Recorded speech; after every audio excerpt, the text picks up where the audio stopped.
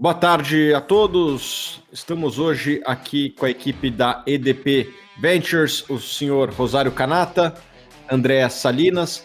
Sejam muito bem-vindos. Eu queria primeiro que vocês se apresentassem, depois apresentem um pouco a EDP, né, uma empresa listada que tem muito investidor pessoa física procurando, interessado nos dividendos. E também gostaria que vocês apresentassem um pouco do que é a EDP Ventures dentro da EDP. Eu passo a palavra para você, Andréa. Olá, tudo bem, gente? Meu nome é Andréa Salinas, eu sou responsável pela área de inovação e Venture Capital na EDP Brasil. Até para antecipar um pouquinho aí a tua pergunta, né? A Venture Capital é parte de um sistema amplo aqui que a gente tem dentro da EDP Brasil, de um sistema de inovação end-to-end aí, né? A gente vai desde a procura, da busca, do relacionamento com startups, com instrumentos, enfim, o ecossistema de inovação, ao investimento através do nosso fundo de investimento, do Corporate Venture Capital, gerenciado pelo Rosário Canata. Passo a palavra para ele aí para contar um pouquinho. Boa, obrigado André, obrigado Tiago. Eu sou Rosário Canata, sou gestor da EDP Ventures Brasil. Portanto, a EDP Ventures Brasil, o Corporate Venture Capital do grupo EDP. A EDP Ventures já existe desde 2008 em Portugal. A gente hoje tem quase 72 milhões de euros under management, distribuído em 3 geografias, né, entre Portugal, Espanha e Brasil. E já temos investido em 32 startups no mundo inteiro, principalmente Europa, Israel, Estados Unidos. E nos últimos 2 anos temos feito um grande trabalho aqui no ecossistema de Venture Capital e Corporate Venture Capital do Brasil, e temos 8 investimentos no Brasil.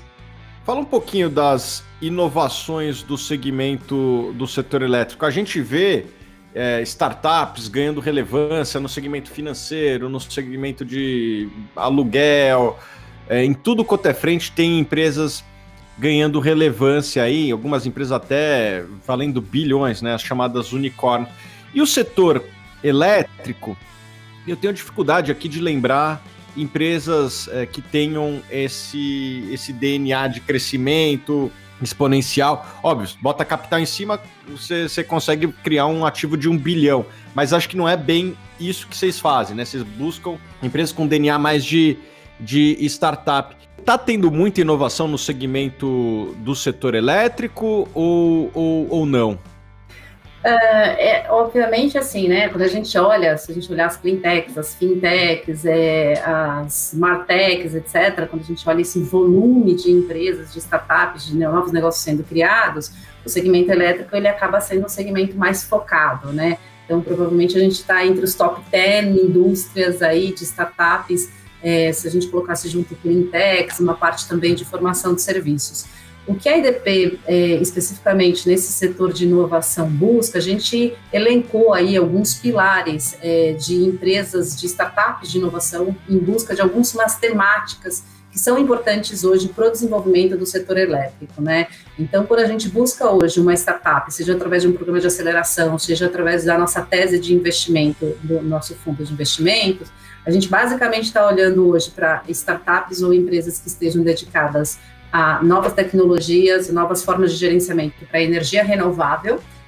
A gente está falando muito da mudança aí da matriz energética do fóssil para as energias limpas, energias renováveis.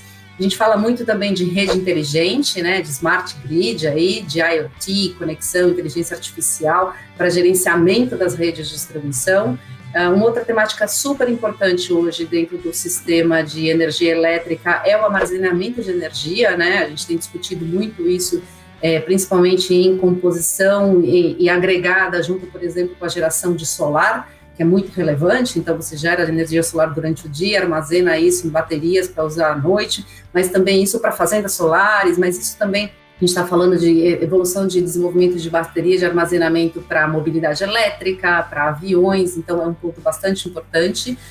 A inovação digital como um todo, tudo que estiver relacionado a novas formas de transações de energia, metodologias, blockchain, IoT, Big Data, e também uma coisa super importante é a solução com foco no cliente, né? Qualquer coisa que a gente está falando aí de digitalização, otimização, processualização, de atendimento para o cliente na ponta, porque o setor elétrico, principalmente aqui no Brasil, ainda deve mudar muito com a abertura do comércio, né, com o famoso comércio livre.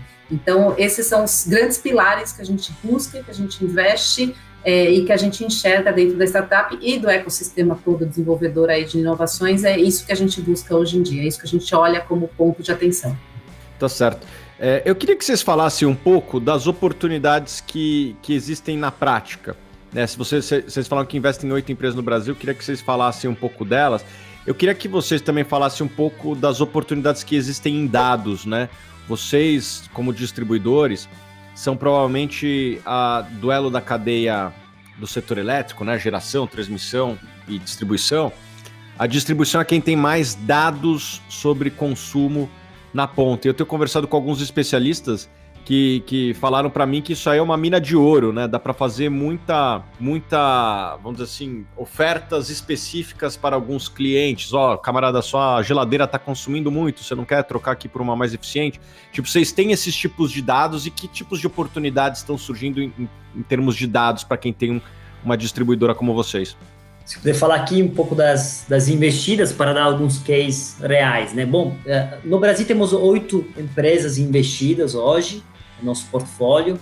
Vou fazer algum exemplo. A gente tem a Delphos, por exemplo, uma empresa de Fortaleza que trabalha com uma plataforma que usa inteligência artificial para manutenção preditiva e previsão de falhas em usinas eólicas, hidroelétricas e petróleo e gás. Então, uma empresa que tem sido um destaque no mundo de energia renovável no Brasil, né? Está pronta também para crescer para fora do Brasil. Essa foi o nosso primeiro investimento em dezembro de 2018. Um outro caso real, por exemplo, é a Voltbras. Nós investimos na Voltbras quando o time de founders tinha acabado de sair da faculdade, criaram uma tecnologia para a gestão de eletropostos, né? A EDP Smart, né, tem uma vertical de mobilidade elétrica muito forte, e está utilizando hoje a tecnologia desenvolvida pela Voltbras para gerenciar os próprios eletropostos no Brasil, né? Portanto, a gente investiu em empresas super embrionárias que hoje virou super relevante no segmento de mobilidade elétrica e, inclusive, está hoje vendendo o próprio produto no mercado inteiro. Um outro case, por exemplo, talvez um pouco diferente, é a Domrock, que é uma empresa de Big Data e Analytics, que trabalha com dados não estruturados e previsão de demanda, então algo que vai mais um pouco fora do core, mais para a parte de transformação digital, mas que também tem várias frentes em aberto, sobretudo nessa questão que você estava falando, sobre dados, né? A gente hoje tem 3,5 milhões de clientes na distribuição, né? Então isso claramente é algo, quando a gente se posiciona e trabalha com empresas B2C, que possui inclusive fintechs, etc., é um recurso muito importante. A gente poderia tranquilamente alavancar alguma empresa oferecendo os 3,5 milhões de clientes, mas não é tão simples, tá? Então, por questões de LGPD ou acesso a esses dados, mesmo dentro de outras unidades de negócio, não é possível, tá? Mas, obviamente, os nossos clientes, né, e a captura desse tipo de dados vai ser sempre mais importantes para prestar o melhor serviço para o cliente final. Hoje, não temos dados totalmente limpos, porque esses dados são dados, a gente sabe que às vezes as empresas, né, o consumidor final a gente tem mais pessoas vivendo em casa, o nome da utensão está em nome da esposa, a gente não tem base de dados hoje muito limpas, e as grandes empresas de distribuição estão trabalhando para limpar essa base de dados e sim começar a utilizar para aí o que falou a Andrea, né? Então, para focar nas soluções para o nosso cliente final. Nós não queremos ser lembrados só como uma empresa, né? Paga boleto todo mês, né? Ou chega energia, falta energia e o pessoal lembra da EDP ou das outras empresas de energia. A gente quer ser lembrado porque presta um serviço, né? E na hora da liberalização, quando você vai poder escolher sua empresa de energia, pessoas vão poder escolher se for a Enel, se for a EDP, se for a CPFL, se for outra empresa de energia de distribuição. Isso, nesse caso, por isso que a gente precisa se posicionar forte, conhecer nosso cliente, prestar um bom serviço para o nosso cliente continuar conosco ou, eventualmente, escolher a EDP no momento que ele vai poder fazer isso. Exato, acho que isso é importante, né? Você tem, hoje a EDP tem uma operação que é para o cliente cativo, que é regulamentado, enfim, essa base de dados ela não pode ser utilizada para outros fins que não sejam a melhoria de prestação de serviço do próprio cliente. E aí sim entra o uso de inteligência desses dados para melhoria. Então eu consigo entender aonde tem uma maior demanda de energia, quais são os picos, em que tipo de comércio, mas que aí eu vou fazer o quê? Eu vou fazer a melhoria da minha própria rede para a utilização desses dados, com a utilização desses dados, a melhoria da própria rede para prestação de serviço. E a outra atuação da EDP, que é a segmentação Smart, né? Existe uma empresa chamada EDP Smart que trabalha com clientes não cativos, a venda por Mercado Livre, através de comercialização via varejista, serviços de mobilidade elétrica, energia solar, e esse sim, tem toda uma inteligência de dados que sim pode ser aplicada ali, porque hoje a gente sabe que uma grande empresa que compra energia no Mercado Livre também é um potencial consumidor para um serviço de mobilidade elétrica ou inclusive para trafegar para uma planta própria de energia solar. Então existem dois universos aí de informações e a riqueza de dados existe dos dois lados. Para o acionista de ENBR3, né, a ação da EDP, quais são os riscos que todas essas inovações que ocorrem no setor elétrico trazem e quais as oportunidades? E se vocês pudessem fazer aí um resumo, vocês acham que existem mais oportunidades ou mais riscos para os negócios que vocês têm hoje? Com certeza mais oportunidades, tá?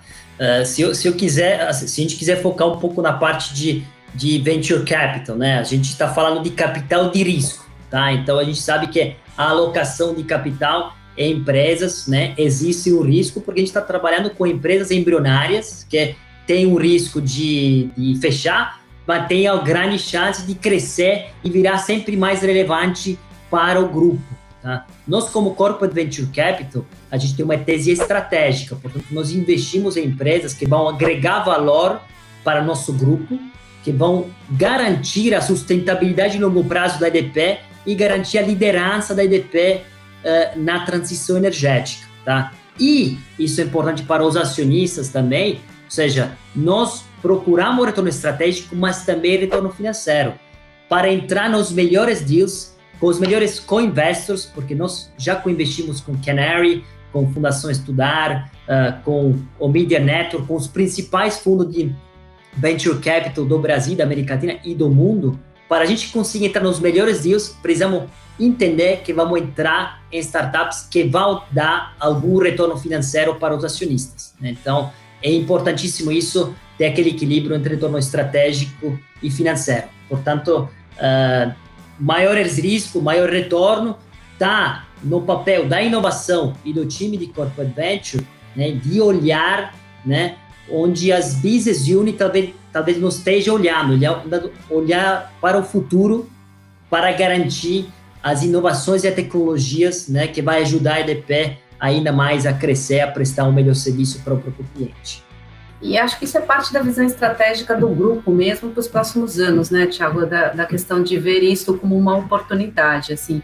Recentemente a gente deixou claro isso, né, a EDP vai investir agora nos próximos anos, até 2025, 10 bilhões no Brasil, né, a EDP Brasil especificamente é uma plataforma estratégica para o grupo, exatamente visando e entendendo esses movimentos futuros que devem acontecer aqui no mercado de energia do país nos próximos anos, e a gente vai investir muito forte aí em distribuição, em transmissão e principalmente também em solar, né, exatamente antecipando esses movimentos, e a gente entende que antecipar movimentos e transformar isso num potencial positivo faz parte dessa estratégia de integrar tecnologia, integrar coisas novas que pequenas startups ou novas empresas estão fazendo e antecipar isso, né? Essa é a nossa inteligência, trazer o conhecimento de fora para dentro, aportar o conhecimento técnico, a maturidade, o profissionalismo da EDP e escalar essas soluções para antecipar possíveis movimentos. Então, acho que dentro da estratégia geral do grupo de crescimento e de investimento forte no país, vem também plugado aí o nosso investimento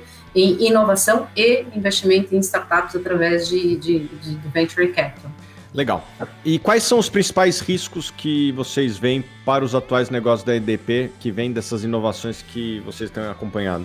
Na minha visão claro, a gente acho que as grandes empresas estão apostando muito na liberalização do mercado, né? Aí a gente tem um risco regulatório, vamos ter que ver quando isso vai acontecer, né? A gente está está investindo, que isso vai acontecer no curto prazo.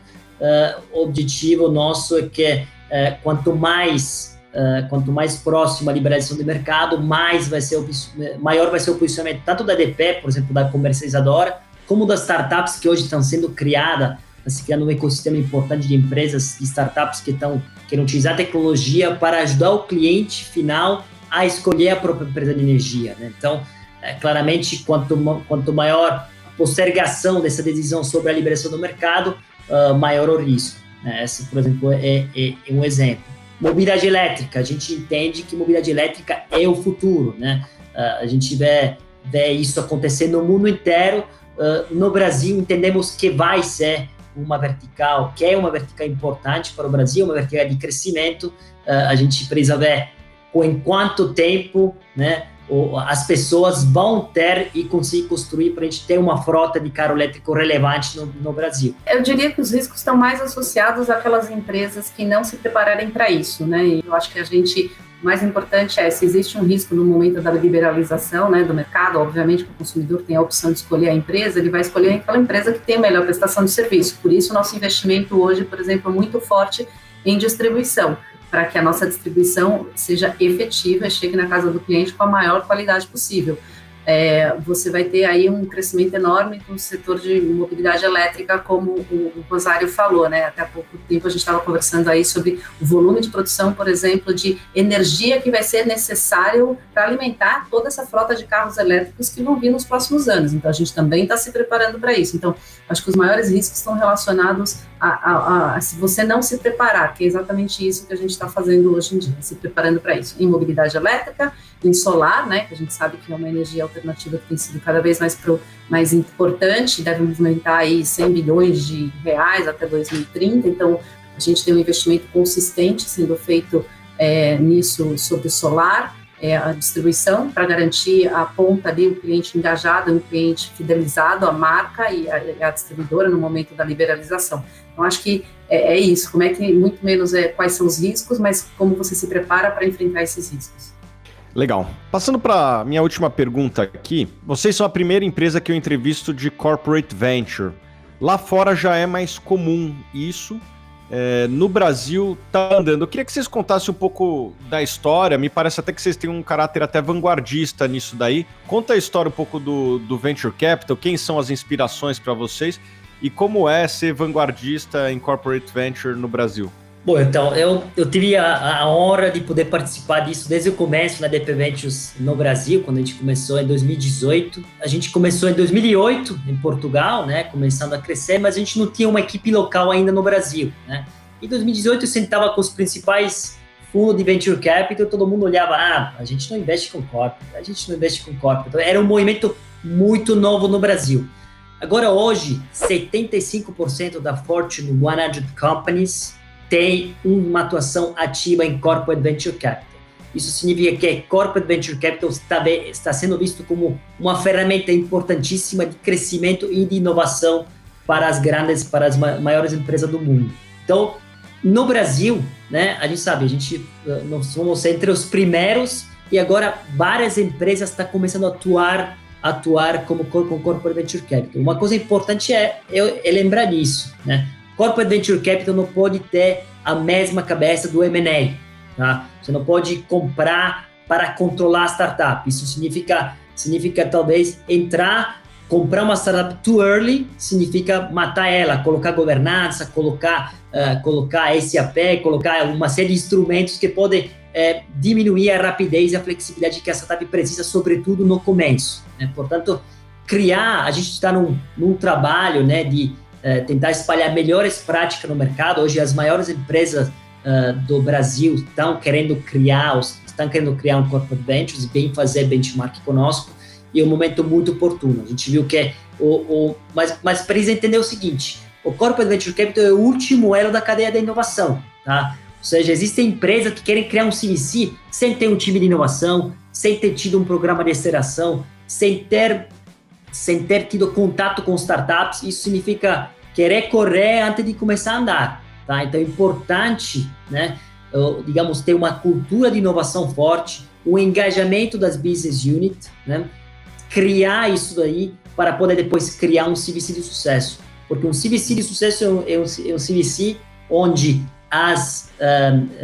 onde existe um retorno estratégico e onde as business unit, né, então as pessoas das áreas técnicas acabam se engajando e trabalhando em conjunto com as startups, né, para poder dar aquele apoio e aquele apoio estratégico que vai ser o diferencial, né, quando a startup levanta capital com o CVC ou com o VC tradicional. E a EDP tem uma tradição em formação de ventures, né? Já é uma tradição. Se a gente pegar o grupo como um todo, a estratégia de investimento em startups existe desde 2008. E a gente já tem até o nosso primeiro unicórnio, né? Que é um investimento que foi feito em Portugal, na Fitsai.